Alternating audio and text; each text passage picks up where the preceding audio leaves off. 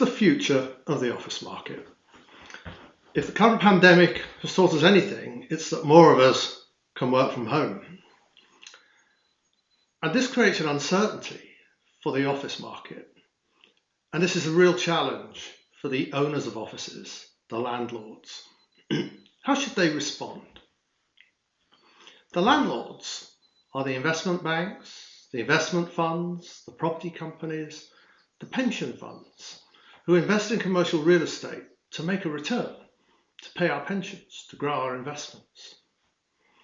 And the uncertainty that the property market is now undergoing is wiping out the long-run, stable, bond-type income that you used to be able to get from investing in real estate. Now, I've spent my career at the interface of the office market and technology. 35 years ago, I was in Cambridge writing my PhD on the impact of information technology on the office market. It was a really exciting time. We had the introduction of laptops, the World Wide Web. We were at the forefront of technology. No mobiles, no tablets, no Wi-Fi. It just shows how quickly technology has evolved and is taking over our lives. The last 20 years of my working life, I've been a director of a large London property company specialising in letting office space on flexible terms. And I've also had the honour of chairing the UK trade body that represents the flexible office market. Now, it's very clear to me that going forward, landlords are going to have to invest far more in technology in order for the office market to have a future. And they're going to have to invest in two types of ways. One, to make their buildings more competitive. So you and I and organisations want to be in these buildings. But two, to defend themselves from new market entrants who may not even own buildings. Let's have a look first at how landlords can invest in technology to make their properties more competitive. And there are three fundamental ways: connectivity, the use of sensors, or what I would call domesticity. Connectivity. Digital connectivity is far more important than geographic connectivity. You can always get to an office, even if you have to walk the last mile. But when you get there, if there's no connectivity, it's useless. You're wasting your time.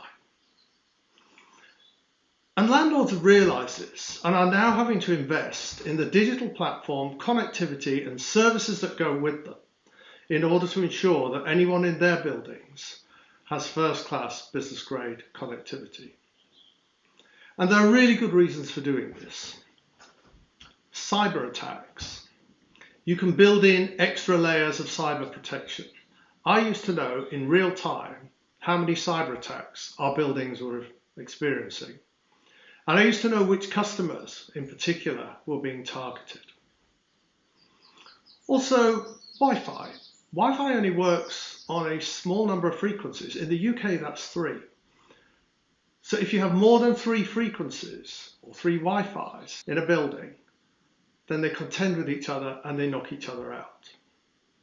So landlords taking control of the connectivity provides a much better and secure service for their customers. In addition, it also helps the landlords because they can then monitor digital usage within their buildings. They can see the upload and download traffic. And this is good for them because they can then invest in the future. They can put more capacity in, more switching in, and as demand for digital access grows, they can stay ahead of that demand and ensure their buildings stay digitally relevant. It also gives them intelligence about what's going on in the building. When the lockdown first happened in London, we could tell who was actually going into our buildings by monitoring the number of devices that logged onto our networks. So we were able to provide the level of staffing required to serve those who were going in, whilst minimising the number of colleagues who are having to travel to work during a pandemic. So investing in connectivity is good for the customers, but it's also good for the landlords. The second way of competing with technology is in the use of sensors. Now, our offices are literally being flooded with sensors now, and there are really good reasons why they should be. Firstly, environmental management. Sensors can now monitor air quality, air temperature, daylight, and when you link those with environmental systems, buildings can now be run in a far more sustainable way, which is good for our health and good for the environment. But sensors can also look at us. Sensors, as you approach buildings, sensors in advertising screens are monitoring us, and they're very clever. They can count us. They know where we are in the buildings. And what's more, with facial recognition, they'll effectively be able to keep a register of who's in the building. And if that's linked to the connectivity, then advertising opportunities become an obvious source of revenue for landlords. As you approach a screen, it will be pushing adverts aimed at you. And it will also be pushing adverts to your devices. Your offices of the future might feel a little bit more like a shopping centre. The third way that landlords are going to have to react using technology to make their buildings more attractive is in increasing the domesticity, by which I mean the services and convenience that we as individuals like. And we've seen over the years that offices now have cafes, have social space, so that we can, and showers, so that we can feel more comfortable there, more attractive to us. But going forward, there's a lot more that they can do. We all shop online. Some of us like to have our shopping delivered at work. It's a problem for offices, having parcels arriving continuously and clogging up the receptions. But you can use technology in a smart way with lockers to allow for safe collection and storage of individual parcels. Another example is electric scooters and bikes. They need secure storage, and they also need recharging during the day, better for the environment. Again, facilities such as these are going to be provided in the offices of the future, making them more convenient for us to use them. But landlords also have a problem. And the problem is this, is that as the demand for offices is changing, how do they track what customers actually want? Now, in the past, landlords would do this using an agent. The agents knew who was in the market, who wanted space, who had space, conversations would take place, and a letting would take place. But that's all changing. Websites are used far more than they ever used to be. And landlords are actually using their own websites to compete with their agents. Digital brochures. Nothing wrong with that, but the conversations are not taking place in the way they used to be.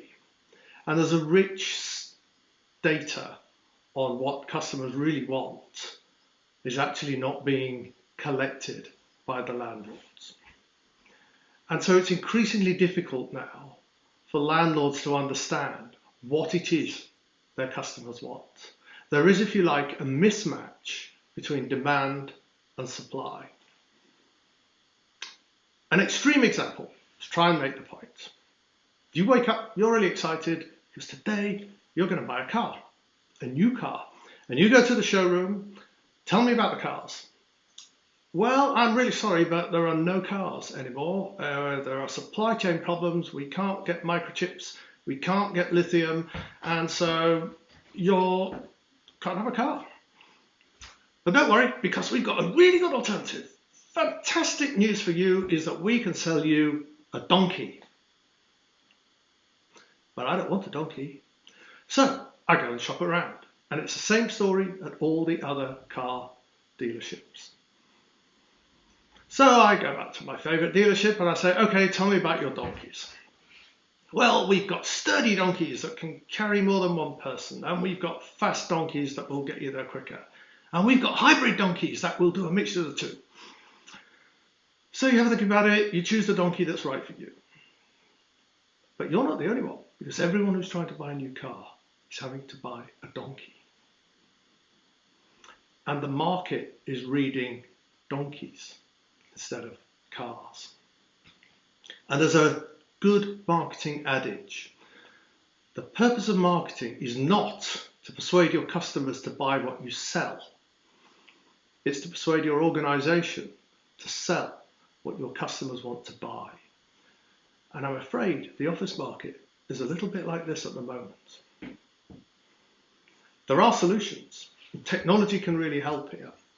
And one that I've seen that's been really effective, for example, is where you track the different stages of the acquisition process. And it works like this. If you're thinking of buying something, you go through 4 stages. I'm thinking of buying something. Let me specify in detail. I've decided to buy, so let's understand exactly what I want. Now I know what I want, let's look around and see where I can find it. Once I found what I want, let me buy it.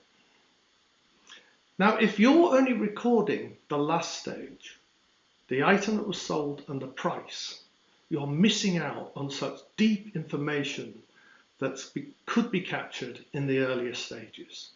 Because at each one of those stages, the decisions and the issues are different. And it's exactly the same in looking for an office. Do I need office space? Okay, I'd like some office space. What actually do I want? What types of space do I want? Where can I find it? Who's got it? I've seen what I like, I'll buy it. And where I've seen this work really well, more enlightened landlords are saying that actually they've come to realise that when people need office space, they don't necessarily want just an office. Because they've realised that more of their staff can work from home. So they need swing space. So they'd like meeting rooms, they'd like co-working desks, they'd like event space for when everyone comes into the office. Customers now who want office space don't necessarily just want an office. And here's where the threat is for the landlord, because the market is wide open for what I would call the office Ubers. Competitors with sophisticated technology platforms that can read demand. They don't own buildings, but they'll control the access to supply. And you think about it. You open your office Uber. You specify the fixed space you need for the staff who are going to come in to work. But then you're going to need co-working space for staff who will come in. They'll need somewhere to work. They'll need meeting rooms to meet in. And you'll need project rooms. And you'll need event space. But you're not sure exactly what you need. So you'd like it as a pay-as-you-go. And you want to easy quit. And you don't want to sign a contract. But you'll pay as you go. And this is where the market is heading. It's gone that way for taxis, it's going that way for many other services. And the office market is a service just like all the others. So in the future, offices are going to be better for us as the individuals. There'll be more convenience, there'll be more facilities, there'll be better environmental control, they'll be more sustainable, they'll be better for our health. But landlords have this problem. And unless they can use technology to get a much deeper understanding of what their customers actually want when they're looking for office space, they may find themselves left behind trying to sell donkeys.